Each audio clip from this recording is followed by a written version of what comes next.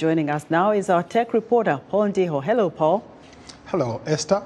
Ghana is making significant advancements in science and technology. The country prides itself on having outstanding technical institutes known for higher quality education in West Africa. Building on this existing ecosystem is the Africa Center for Technical Training, an initiative that offers life-changing technical skills and hands-on training to prepare students for real-world work. For more insight, I spoke to Penelope Brooke Thompson, founder of the Africa Center for Technical Training in Ghana. Welcome to Africa 54.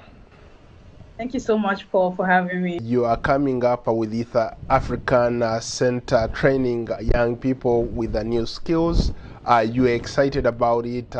Some of your friends are excited about this project. What is it all about? We are really excited to do this work. We run an organization called African Center for Technical Training. We just founded it in 2020, last year in 2022. And basically, it's a technical and vocational training institute. What we're trying to do is really to use technology as a tool to disrupt technical and vocational education and training. So we're going to be training young people and artisans in plumbing, electrical work, mechanical, painting, etc. When I've talked to people who are into construction, people who are trying to maybe put a house or even build commercial properties, the one thing they always talk about is they don't have people who are skilled enough. Let's say electricians, plumbers, roofers, people who can do that stuff. And I'm happy to hear that somebody is finally bringing that to the forefront and setting up a center to train those people. What we're trying to do is create alternative pathways where young people can now, decide to go into plumbing or welding and then make this industry very attractive. Because what's happening is, it's estimated about 10 to 12 million people join the African workforce every year, right? And that's simply not enough typical, 9-to-5 jobs for these people to be enrolled onto. And so in Ghana alone, that's potentially 80,000 people every other year leave. If your family doesn't have a business, you join or you don't have education, then your life really pretty much ends there.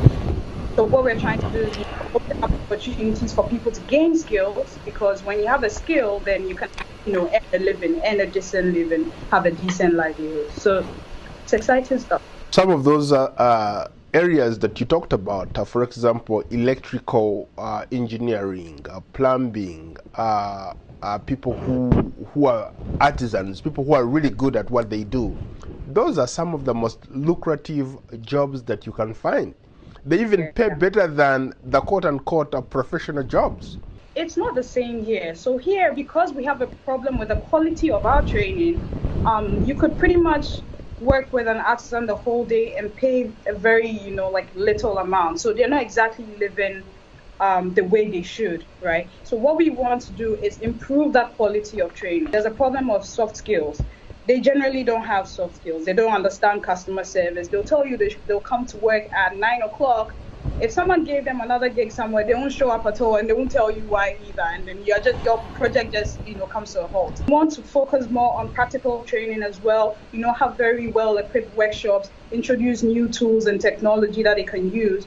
When you think about, say, plumbing, now we have water leak detection technology. We want to bridge that gap, bring all of those tools here, provide access to these technologies so that the training can be done really well, and then they can then make decent living. They can then ask for the amount that they are owed. You talked about the lack of soft skills, and I see it across the continent. People, for some reason, have refused to understand the value of time.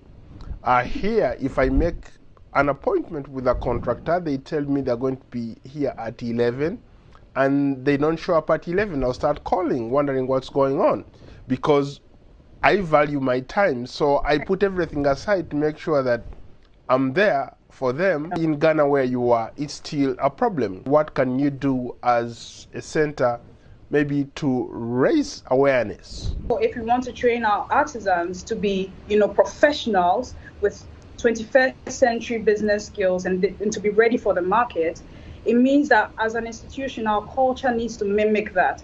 You can't come to class late. As staff, we need to show up to work on time. We need to do all the right things. If we want to train ethical artisans, as a team, we need to be ethical. It needs to be part of our culture. And so that's the hard work that we need to do to make sure that every single person who comes through the institution embodies the values that we have. And those three values for us are craftsmanship, innovation, and empowerment. Thank you so much for your time. Thank you, Paul. Thank you so much. That was Penel Brooke Thompson, founder of the Africa Center for Technical Training in Accra, Ghana. That's today's Tech Report. Back to you, Esther. Thank you, Paul. Be sure to join Paul every Wednesday for his Tech Report right here on Africa.